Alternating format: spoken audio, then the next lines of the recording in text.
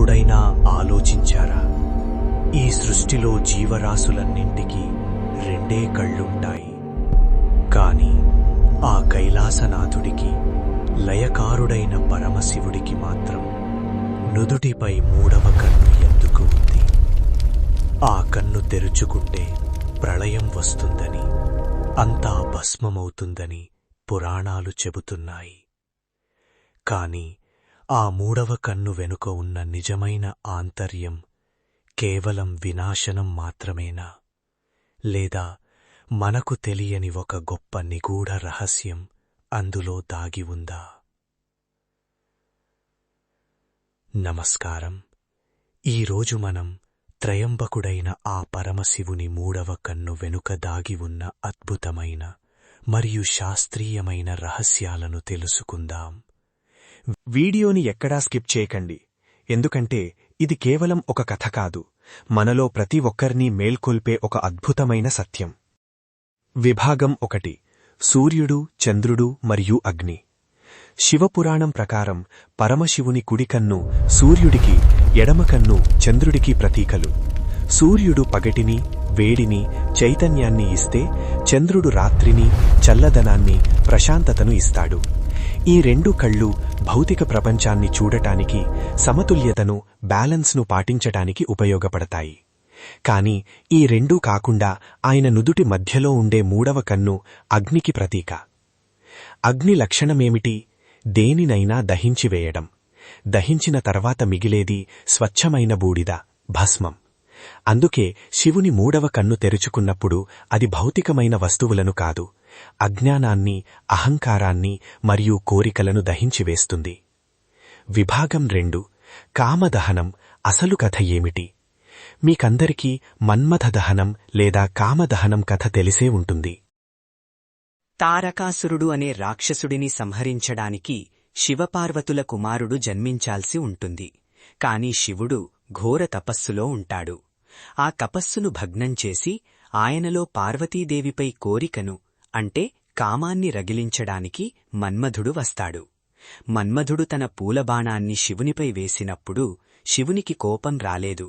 ఆయనకు అన్నీ తెలుసు. తనలో కోరికను రగిలించడానికి ప్రయత్నిస్తున్న ఆ కామాన్ని నాశనం చెయ్యడానికి ఆయన తన మూడవ కన్ను తెరిచాడు. మన్మధుడు క్షణాల్లో భస్మమైపోయాడు. దీని అర్థమేమిటంటే, మూడవ కన్ను అనేది కోపానికి ప్రతీక కాదు, అది వైరాగ్యానికి, జ్ఞానానికి ప్రతీక. మన మనస్సులో అనవసరమైన కోరికలు, వ్యామోహాలు కలిగినప్పుడు జ్ఞానమనే కన్ను తెరిచి వాటిని నాశనం చెయ్యాలనేదే ఈ కథలోని పరమార్థం. విభాగం 3: యోగశాస్త్రం మరియు ఆజ్ఞాచక్రం. ఇక యోగశాస్త్రం మరియు ఆధ్యాత్మిక కోణంలో చూస్తే, మనిషి శరీరంలో 7 ముఖ్యమైన చక్రాలు ఉంటాయి. అందులో 2 కనుబొమ్మల మధ్య ఉండే చక్రమే ఆజ్ఞాచక్రం.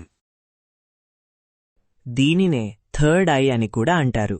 మనం మన 2 కళ్లతో బయట ఉన్న ప్రపంచాన్ని మాత్రమే చూడగలం. ఇవి భౌతికమైనవి. ఏది నిజమో, ఏది అబద్ధమో ఈ కళ్ళు కనిపెట్టలేవు.